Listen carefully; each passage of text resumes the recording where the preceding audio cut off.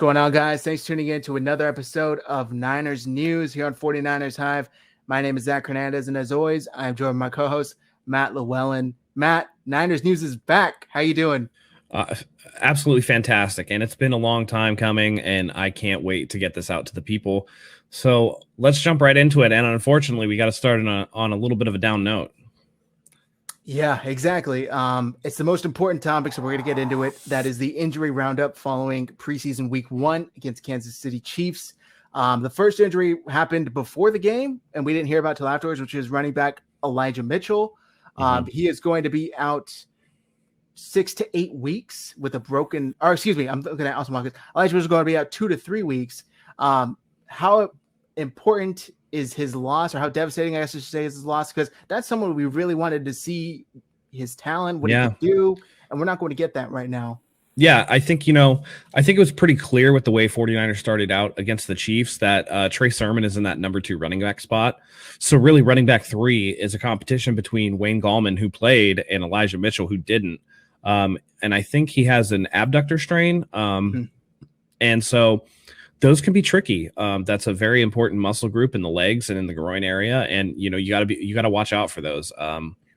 It's one of those things where, they'll have to treat it conservatively and just see how he responds to the treatment. But hopefully he can get back out there sooner rather than later, because he needs to show that, he's going to be able to make this team. I think that he will make the team simply just based off the rave reviews and OTAs. But, we kind of want to see what he can do, because there's a big cry between running back 3 and running back 4. And if you let slippery JaMycal Hasty get too much on you, I don't know. I don't know what that's going to spell out for Elijah Mitchell. And especially, look, Hasty had a nice performance Saturday against the Chiefs. He had the touchdown. He looked, roughly as good as he looked last season before his injury.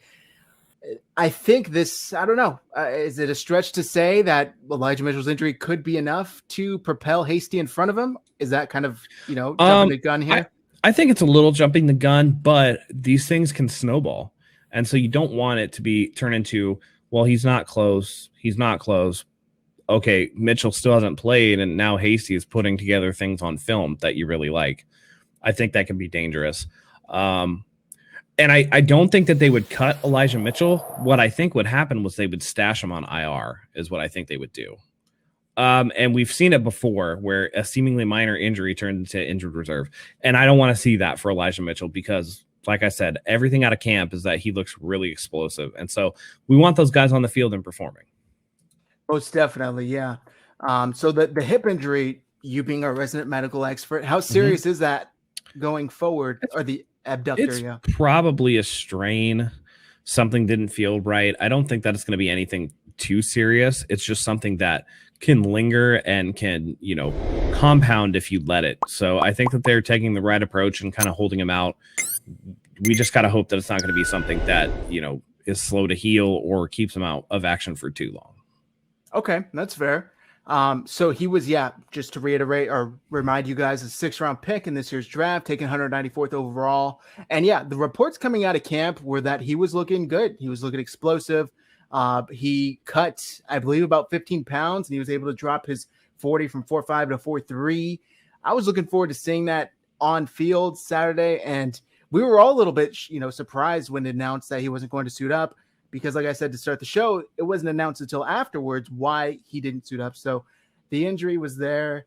And moving on to the next injury, unfortunately, there's more than one. There always is, seems like, with 49ers land. Aaron Banks, they're all rookies, by the way. I don't know what make of that what you will, but had the shoulder injury, and Kyle Shanahan had initially said in the post-game press conference it would only be about a week. Turns out it's going to be about 2 to 3 weeks with that shoulder injury. Is that anything to be concerned of? Just, It depends on what the MRI comes back. If the MRI is clean, then probably not. He might have a strain or a sprain or something minor like that. That's, it's just, especially with the nature of the offensive line position, you need to have your shoulders feeling good. A lingering shoulder injury can be detrimental. And, after the other day, we don't need it any more detrimental than it already looked, because he looked like he was struggling out there anyway. So he definitely needs to be out there taking reps and improving on his skill set, because, there were times where he just kind of looked lost. So The sooner they can get him back, the better. I don't think this is anything that's like going to be too long lasting, but at the same time, it's just disappointing to see. And like you pointed out, these are all rookie injuries, and it's like after the point of emphasis that they made to go out and get guys with a healthy track record, it seems like they just can't buy healthy. As long as we keep our main guys, though, that's kind of all you can hope for.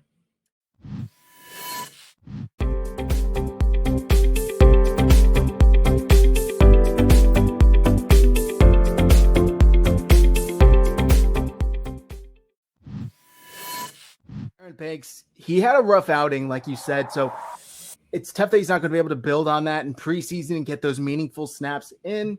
Hopefully it's something that he can kind of just pick up from when he gets back and healthy and at least pick up where he left off and continue to build, because I know the 49ers were excited when they drafted him, but it wasn't pretty, to put it mildly. So hopefully that doesn't really impact his performance-wise moving forward. And yeah, you mentioned it there that, there's just so much for offensive linemen, especially rookie offensive linemen.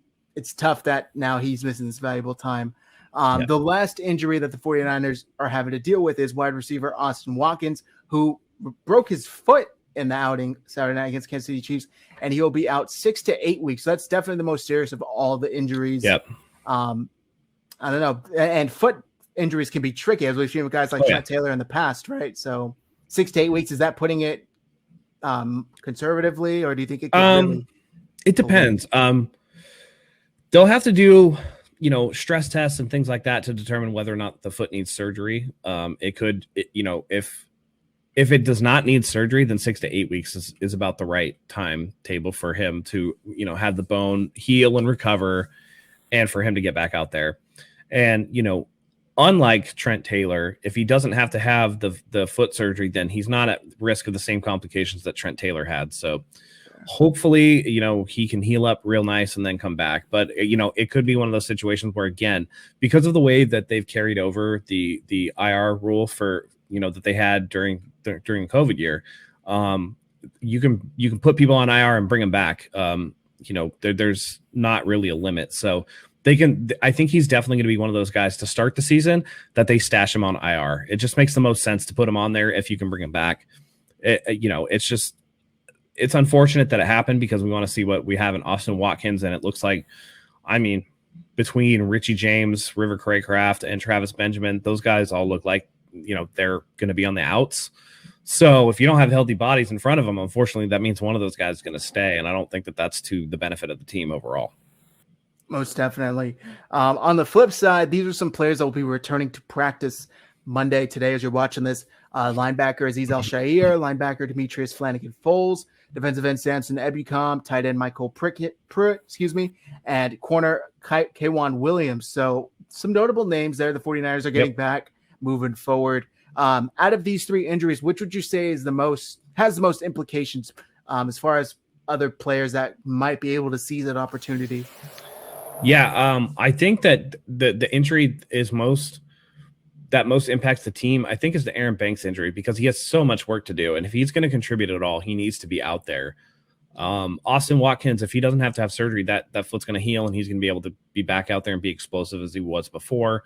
Same thing with Elijah Mitchell. Once that muscle feels good, it's just he'll be able to get back out there and do the things that he's used to doing. Aaron Banks needs all the reps that he can get. He needs a lot of the practice. So his injury is actually the most unfortunate, because I think that it really puts him behind the 8 ball on a second string offensive line that already doesn't look that good. Yeah, I'd have to agree with you there. At least just from the positional standpoint and depth, they definitely needed Aaron Banks more than guys like Elijah Mitchell and Austin Watkins Jr. to step up sooner rather than later. The former guys, or the latter, can really take their time in honing their craft. Aaron Banks was somebody I think they were hoping to kind of catch on quicker, and unfortunately this injury is only going to set him back. But that's it for the injuries. We want to thank you guys for tuning into the return episode of Niners News. It's been a while. We're so glad to be back with you guys. Matt, why don't you let them know what to do, and you guys can win. I messed that up. Sorry, I'll put the notes. Private chat, 9:30. All right, 3, 2, 1. And if you guys hit that subscribe button, as soon as we reach 2,000 subscribers, we're going to be giving away a 49ers jersey. So hit that subscribe button. Make sure you do. It really helps the channel. Absolutely. Thank you as always for joining us. Smash that like button, hit the follow button. It helps us with the YouTube algorithm. We love having you here. So that's it for today's Niners news. And until next time, go Niners.